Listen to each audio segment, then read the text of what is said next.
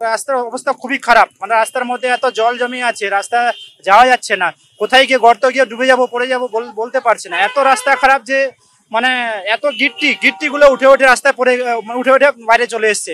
রাস্তার প্রচুর হালাত খারাপ, এটা একটু সরকারকে দেখা উচিত যে রাস্তাগুলো একটা ঠিক করা।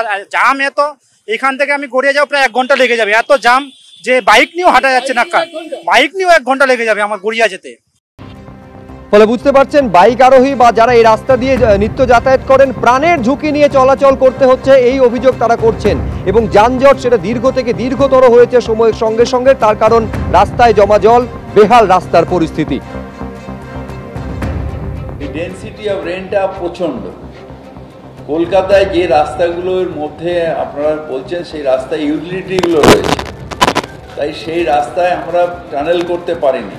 আর জলগুলো কখনো সিএসসি কাটছে, কখনো ড্রেন কাটছে, কখনো জল কাটছে। একবার যদি একটা রাস্তা কোথাও দিয়ে জল ঢুকে যায়, সেই রাস্তাটা বসে যাচ্ছে। এটা আমি বারবার বলছি, আবার রিপিট করছি প্রেসের সামনে। 10 দিন আমার 31শে জুলাইয়ের মধ্যে কেআইপির রাস্তাগুলো তৈরি করে দেওয়ার কথা ছিল, কিন্তু একটা অজস্র বৃষ্টি, যে বৃষ্টিতে পিচ উঠে চলে যাচ্ছে, আমরা যেখানে করেওছি সেখানে গুঁড়ো গুঁড়ো হয়ে বেরিয়ে চলে যাচ্ছে। একটা অজস্র বৃষ্টি হচ্ছে। 10 দিন ড্রাই পেলে কলকাতার আর কোনো রাস্তায় খানা খন্দ থাকবে না। 10 দিন ড্রাই থাকতে হবে। 10 দিন আমার যদি বৃষ্টি ছাড়া যেই স্প্যান পাবো, তাতে আমরা কলকাতায় ঠিক করবো। এই সমস্ত খানাখন্দের কথা বলছেন, ওদিকে দুর্গাপুজোর খুঁটি পুজো শুরু হয়ে গেছে, 1,10,000 টাকা করে তারা পাচ্ছেন, 80% বিদ্যুতের ছাড় পাচ্ছেন। সরকারের একটা মানবিক মুখ, একটা সরকার আনন্দ ঘন মুহূর্তে নিয়ে আসছে। আপনার আনন্দে থাকুন, ভালো থাকুন। নির্দিষ্ট সময়ের মধ্যে গন্তব্যে পৌঁছতে অনেকেই ধরেন ইএম বাইপাস।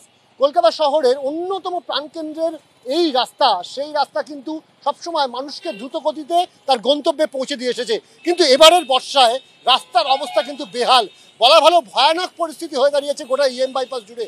আর তার জেরেই ছড়িয়েছে যানজট। এই মুহূর্তে আমরা রয়েছে একেবারে সায়েন্স সিটি সংলগ্ন যে আম্বেদকর সেতু রয়েছে তার ঠিক মুখে।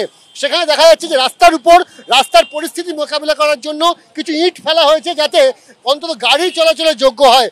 এবং এই পরিস্থিতি শুধুমাত্র যে এখানে তা নয়, একেবারে বেঙ্গল কেমিক্যাল থেকে গড়িয়া ঢালাই ব্রিজ পর্যন্ত এই গোটা যে লম্বা স্ট্রেচ ইএম বাইপাসের সর্বোচ্চ কিন্তু রাস্তার এই বেহাল দশা। যদিও এই বিষয় নিয়ে মেয়র ফিরহাদ হাকিম তার দাবি যে এবছরের বর্ষা অন্যান্য বছরের তুলনায় অনেক বেশি হওয়ার কারণে রাস্তার এরকম পরিস্থিতি হয়েছে। 10 দিনের ড্রাই স্পেল তারা যদি পান, তাহলে রাস্তা মসৃণ হয়ে যাবে, রাস্তা তারা সমস্যার সমাধান হয়ে যাবে, এমনটা কিন্তু তারা বলছেন। যদিও সাধারণ মানুষ, রাস্তার বাসিন্দা, যারা রাজ্যের বাসিন্দা, শহরের বাসিন্দা, তারা কিন্তু ক্ষোভ প্রকাশ করছেন রাস্তার এই অবস্থা নিয়ে। তাদের বক্তব্য যে এই রাস্তা কিন্তু বেহাল পরিস্থিতি হয়ে দাঁড়িয়েছে। প্রত্যেক দিন হাজার হাজার মানুষ এই ইএম বাইপাস ব্যবহার করে তারা সকালে কেউ স্কুলে যাচ্ছেন, কেউ কলেজে যাচ্ছেন, কেউ অফিসে যাচ্ছেন, সন্ধ্যেবেলা যখন ফিরছেন, যাওয়ার সময় দুর্ভোগ, বাড়ি ফেরার সময় দুর্ভোগ। ফলে এই দুর্ভোগ থেকে কবে মুক্তি মিলবে, সেটাই কিন্তু এখন সবচেয়ে বড় প্রশ্ন শহরবাসীর কাছে। ক্যামেরায় দীপ্তর সাথে অনির্বাণ বিশ্বাস, এবিপি আনন্দ, কলকাতা।